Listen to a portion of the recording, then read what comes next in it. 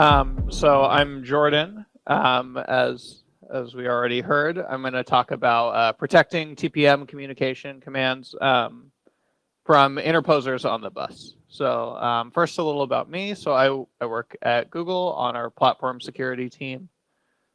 So I mostly care about testing all of the firmware and software that runs on a server. So these are like software that runs on the BMC, on application processors. We just want to know what's running on all of these machines and make sure it's running things we like and not running things we don't like.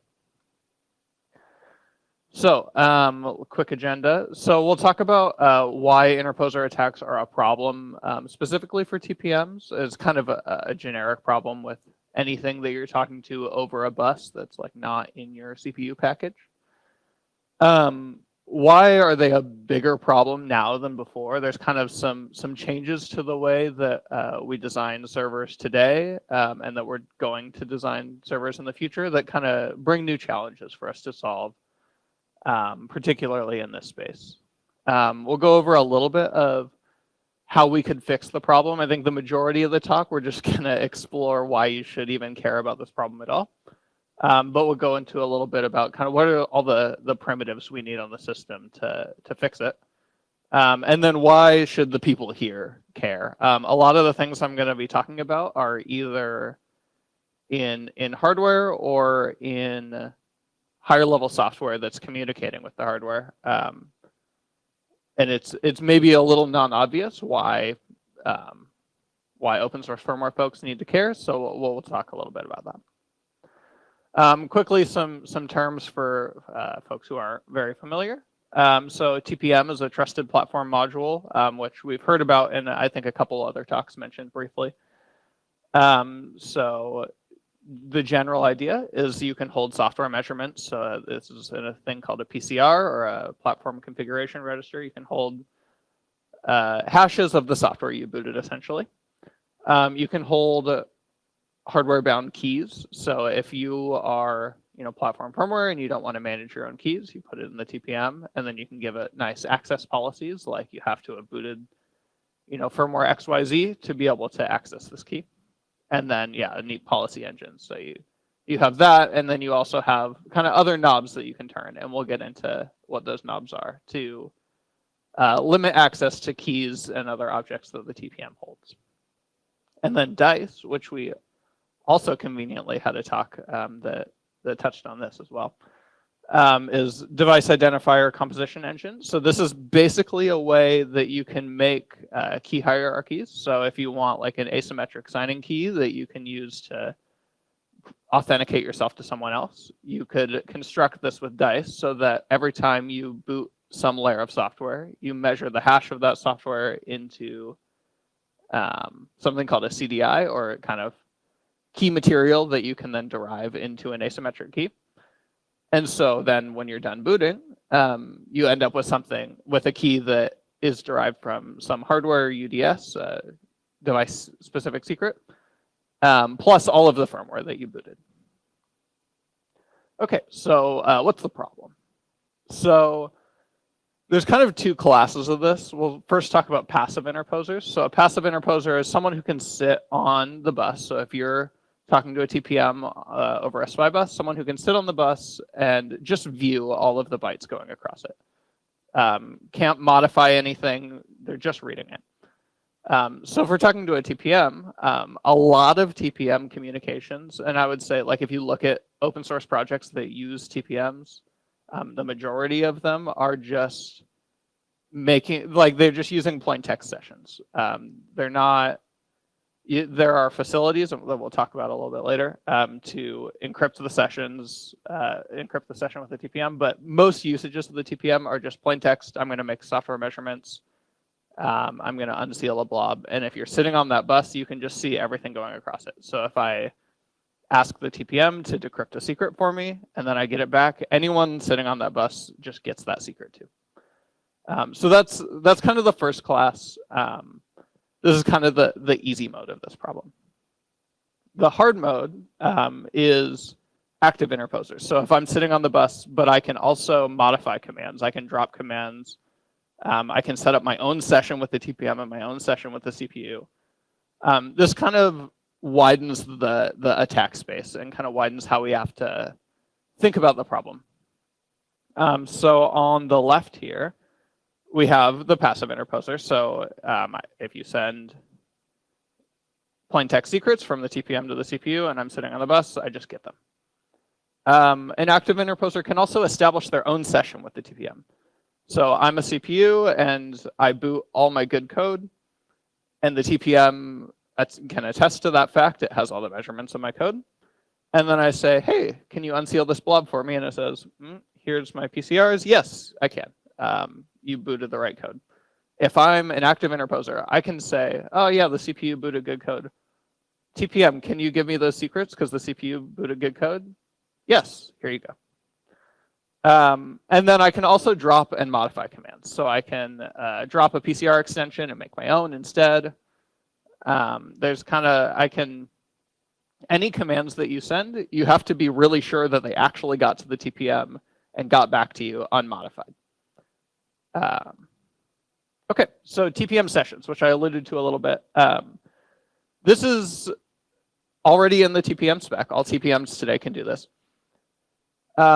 Then when you create a session, which is just, I'm gonna open up something that I can send a command over. You can negotiate a shared key that you're gonna then use to, symmetrically encrypt all the traffic. And you can also HMAC all the traffic, so you have integrity protection as well. And then you can also salt that session. So basically salting the key derivation with some secret encrypted to a TPM held key. So if I'm the client, I'm going to ask the TPM for a public key that it holds. And then I'm going to make some random data, encrypt it, send it to the TPM. TPM will decrypt it and use it in its key derivation function. So we both know the secret on each end, and we can derive a shared key based on that secret. So then now, any interposer on the bus when I establish the session couldn't have decrypted the secret because they don't have the key to get it and they can't derive the same key. There's two types of sessions. It's not super important, the differences between them, but essentially all sessions compute an HMAC over the parameters. You can also add policy assertions, like I talked about the policy PCR thing, where you can say you have to have these PCRs to use this object. Excuse me. And then you can also have an encrypt session. So this is an added layer on top. It will still also do the HMAC part, but it will also encrypt all the traffic. And these are the inputs into the KDF down here on the left. The important part is basically just the salt is kind of an extra protection you can add on top. So what do they prevent? A client can detect if any TPM command gets dropped or modified. So even if you don't use session encryption, you still have the HMAC over all the command parameters and responses. So you can tell if your PCR extension got dropped, etc. And then with parameter encryption, you can also ensure that any passive interposers don't see your secrets that are going across the bus. So why don't they save us? Like, this all sounds great. I don't know why I need the rest of the time. So one of the main issues is that the interposer can also establish a session with the TPM, and the CPU doesn't necessarily know what keys it should trust. So if I'm the CPU and I want to establish a salted session with the TPM, I'm going to ask it, hey, give me a key so I can encrypt my salt to you. But how do I know that that's a good key? Generally, if I'm like BIOS and I'm booting up, if I'm UEFI, I don't know what right key the TPM is supposed to have. I don't. You could potentially provision something in Flash, but it gets very complicated very fast to make the machine know what TPM it's supposed to talk to. So I can, as an interposer, you say, I'm going to make a session and I'm going to salt something, or I'm going to encrypt my salt to the EK, and the interposer will just say, here, take my key. It's the TPM's key. Trust me. And the CPU just trusts it. It has no way to know that that key belongs to a TPM or not. And so now, every time I send a command, I'll have the same shared key with the interposer. Interposer will dutifully do the HMAX, do the session encryption, and I think all is good. I say unseal, and the interposer says cool. And then it goes and asks the TPM. They do all this stuff for me. I can make my own PCR extensions, regardless of what actually booted on the system. And I can just unseal my credentials. So now it's like, okay, this is a huge bummer. This seems totally broken. And then it gets a little bit worse if you're an interposer that can also interpose on boot. So let's say I sit on the bus between the CPU and whatever boot media. I sit between the CPU and flash that holds BIOS. So now I can measure good BIOS into the TPM because I also sit on the TPM bus. And then I can give the CPU bad BIOS or a bad kernel or any software that boots on the CPU. And now I've totally won. Like the TPM has no idea what booted on the machine. It just knows what the interposer told it. Okay. And then kind of extra hard mode of this problem. This is a picture of something called a DCSCM. So this is an OCP specification. So you can see like in the middle here, sorry, I don't have a pointer. You probably can't see, oh, you can. Okay. In the middle here is the BMC. This is a TPM connector module. So you can actually like plug a little TPM board. So you can see in the bottom, this is a TPM on a discrete module that plugs into this type of connector. And then these pins at the bottom are basically plug in just like a PCI card. And you can, like with a small connector and a little microcontroller, you can have a fully programmable interposer.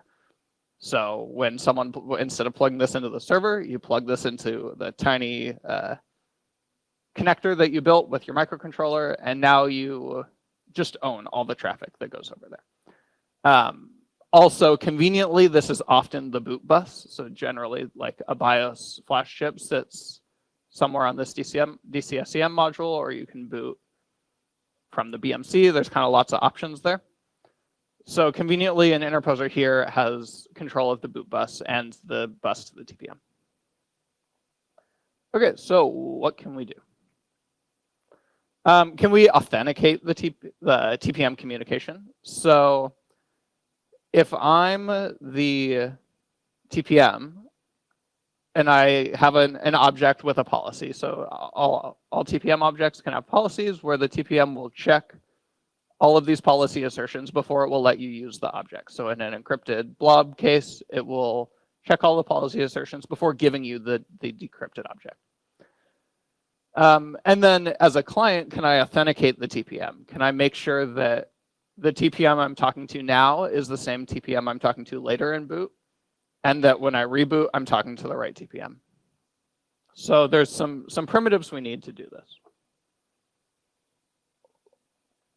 Okay, so the first one is kind of something we are seeing emerging in CPUs, and one example is Calyptra, which is an OCP spec for what I'm about to describe, is an integrated root of trust. So in the CPU, you can have a hardware IP block that will measure all the first mutable code that's running on the system.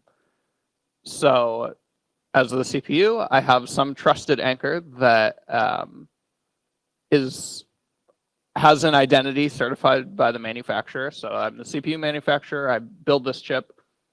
I get its public key for its device ID key, which is like just key bound to hardware.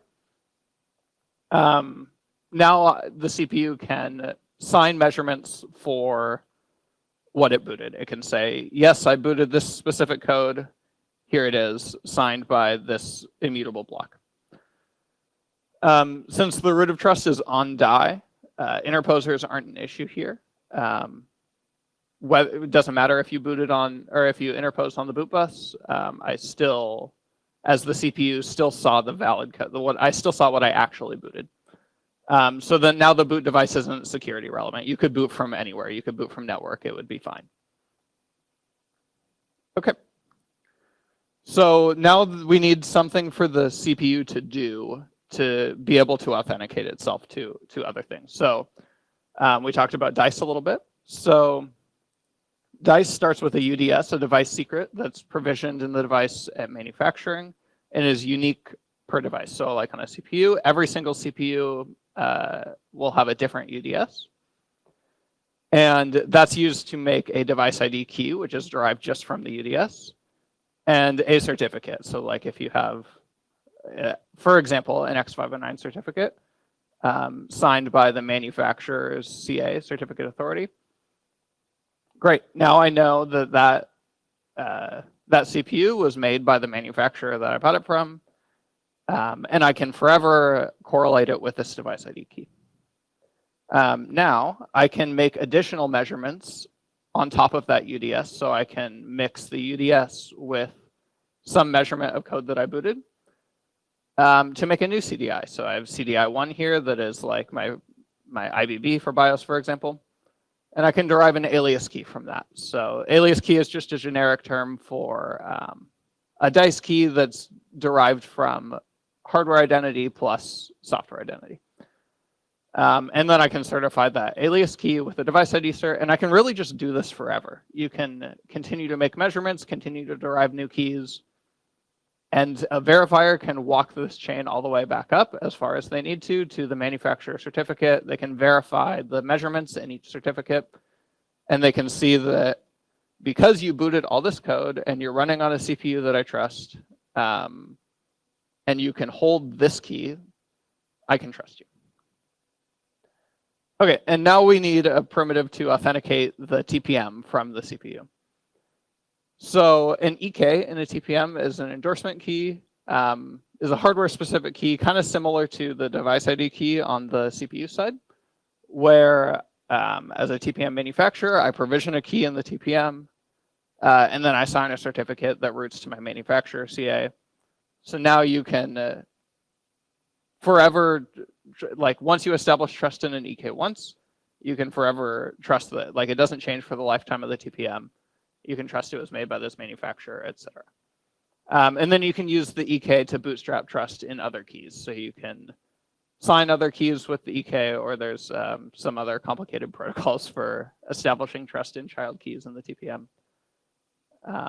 So now I can, any key that's held by the TPM, I can prove it's held by a certain TPM. So now we can combine all of these things together to create an authentication protocol. So if I'm the IRA, I'll boot my first mutable code. I'll make a measurement into the IRA, and I'll come out with an alias key. I've called it IBB alias key here, but really just any alias key that's bound to the firmware measurements of what I booted. Now I can start a policy session. I get a nonce back from the, so when you make a session with the TPM, you get a nonce back from the TPM. That's kind of called the TPM session nonce. There's kind of there's another nonce to differentiate from.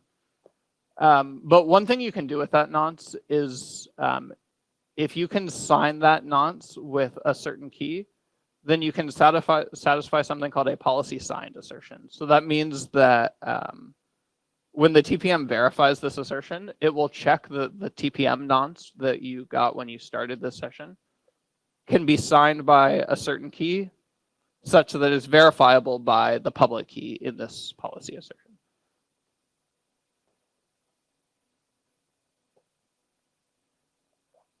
Okay, so when I start the session, I'll sign the nonce, I'll give it back to the TPM.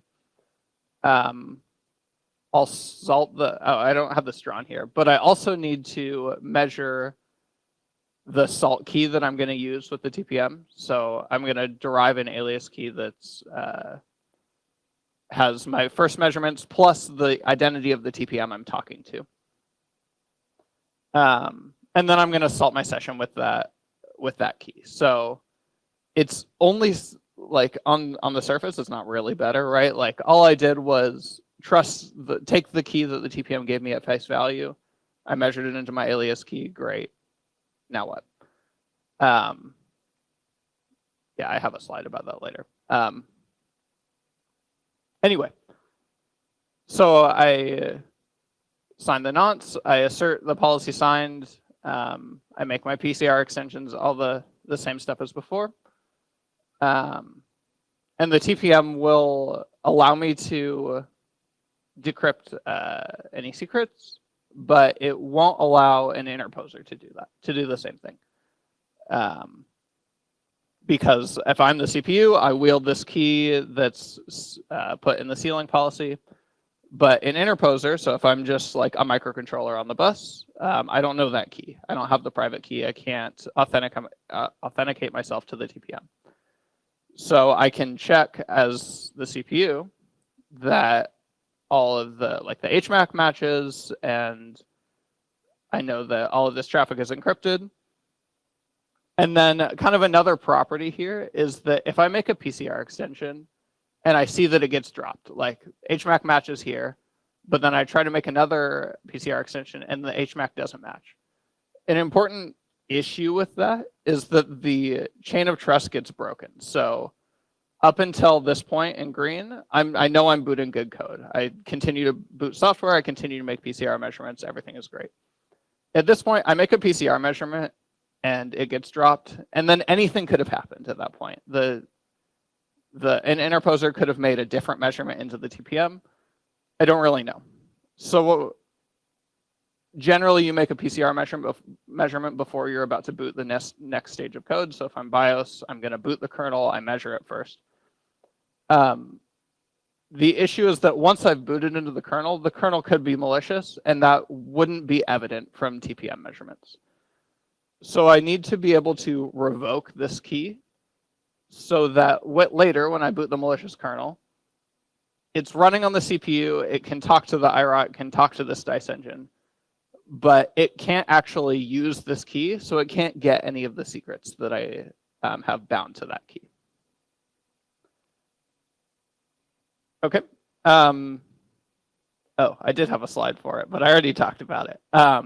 We need to be able to combine the identities so that when we attest ourselves to the verifier, it knows I can walk the cert chain of the IROT to figure out that I trust the CPU's identity.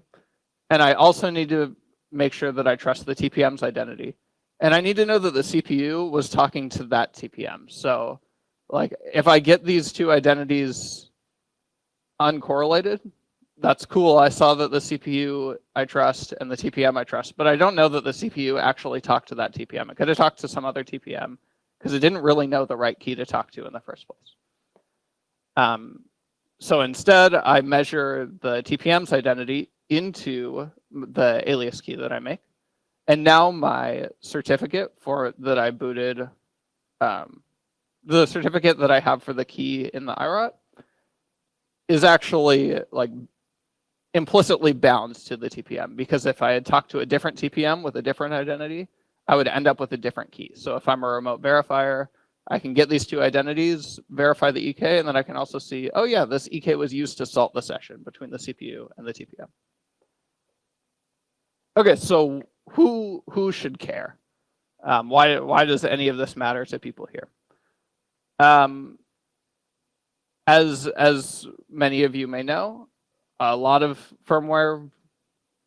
different firmware components talk to the TPM, make measurements, seal blobs. You might use the TPM for like disk encryption, all this kind of stuff. And so at each stage here, you need to know to do some protocol that's not interposable.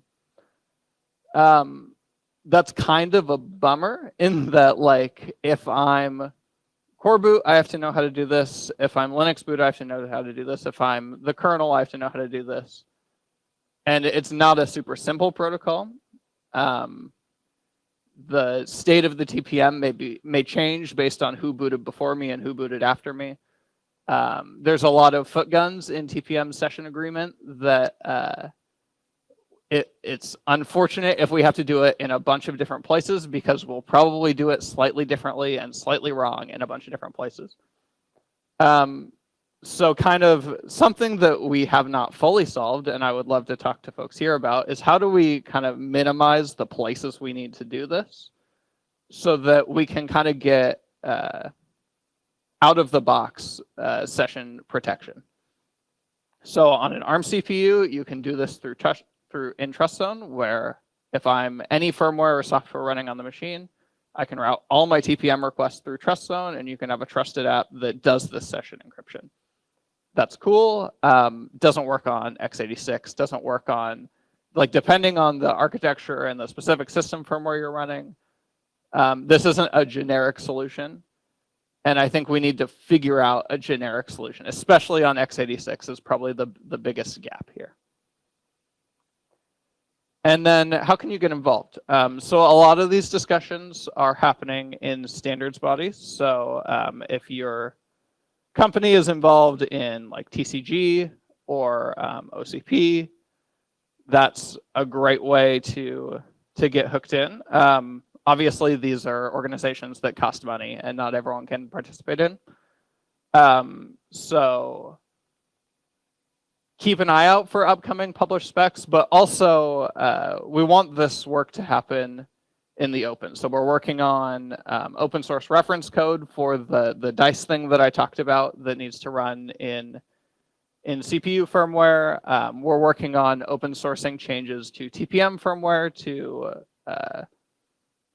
kind of support some of the primitives we need for this protocol. So there's root of trust firmware is kind of historically been very closed, and we're trying to push it a little more as we invent new protocols. It's hard to get existing stuff out in the wild, but when you build new stuff, you can kind of just say, well, we're just going to publish it, so deal with it.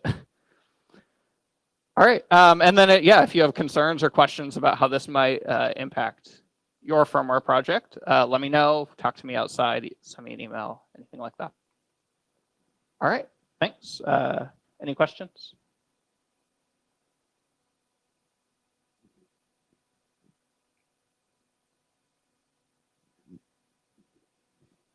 I got to ask my standard question. Does this have any implications for when you do a K-exec? I would say yes. So in general, when you do a K-exec, you're going to want a measurement of it so that you can attest to it. There are some complicated things in that, like if you measure your next kernel into the DICE identity, your key kind of gets unstable. Like the number of times you K-exec affects what key you get at the end. That's one of the reasons we even care about still using the TPM. Like one question you could ask is, why not just make all your measurements into your CPU root of trust? CPU root of trust are a little more resource limited, but also TPMs still kind of serve a good purpose in that I can measure stuff into maybe a specific PCR and then only attest to that in certain contexts. So in general, you're going to want to make a K-exec measurement into the TPM, and then you would need to, if you want to be protected from interposers, you would also need to do this protocol during K-exec. No. Yes. So I was going to ask, why not just use the root of trust instead of the TPM? Instead, I'll ask, Microsoft's one of the partners on this. How does this interact with their Pluton chip? And does it have some overlap, or is it in competition with this project? That's a very good question.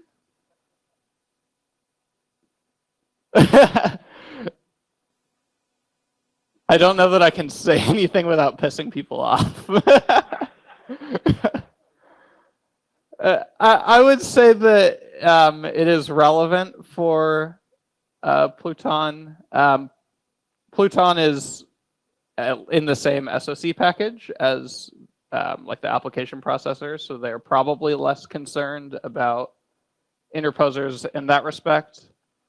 I probably can't speak for them much beyond that.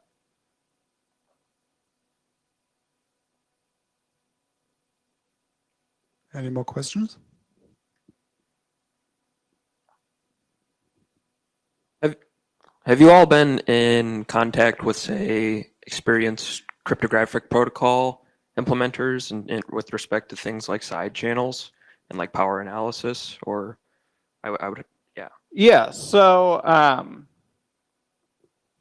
in general, I think that's something that TPMs need to be concerned with in any respect, like, right? Like a TPM can be used for cryptographic offload for a bunch of things. So like, I don't think that this specific protocol is any different in that respect. But also, we're trying to leverage existing protocols. So one way this can be implemented is on top of the TPM's existing session establishment protocol, which is something that's been around as long as the TPM spec has existed, is at least medium well thought out. And then another option is like, if you're familiar with SPDM, which is a DMTF specification, they also have a like key exchange and secure message protocol. So we don't want to completely invent our own things. There's kind of some extra primitives you have to add on top of it for like how you derive keys and how you set up these sessions, but we want to use a well-worn path for the actual, the end-to-end protocol.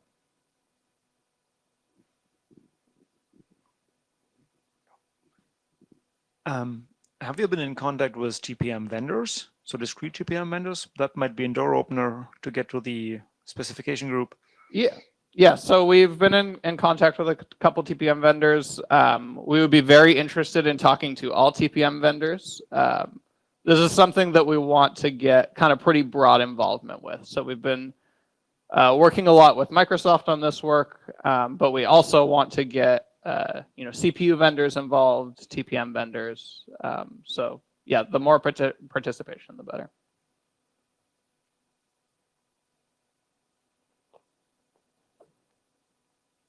Do you care only about servers, or do you also envision this for customer devices? So we've primarily been doing this work in the context of servers, but there's no reason that consumer devices shouldn't care, and involvement from people who work in that space is definitely great, especially like if you look at the ways that you can integrate a TPM today. A lot of them are soldered on, a lot of them aren't. In a lot of cases, like a machine is required to have a TPM to be Windows 11 compatible, and so laptop vendors have been like, oh, okay, I'm just going to add a little discrete module that you can plug in, which then makes it a lot easier to do attacks. Like if you've seen the TPM Genie attack, they did some like crazy soldering stuff to intercept the TPM, but if it's just a pluggable module, this is way easier. So kind of the same thing I showed with the DCSCM is also a thing in the client device space. So yeah, we would love involvement from that space as well. Maybe more precisely, my question is about what kind of requirements do you have in mind about the existing hardware capabilities? Like to what extent does it require hardware vendors to change or provide, for instance, around integrated root of trust? Yeah, that's a good question. Yeah, we've primarily, like the protocol is a lot easier to pull off if you have an integrated root of trust with a strong identity. So we have generally assumed that capability. Although if you have any way to derive a key that proves your identity, you maybe get less strong guarantees, but like the protocol still works as long as you can authenticate yourself with a key that a remote verifier trusts.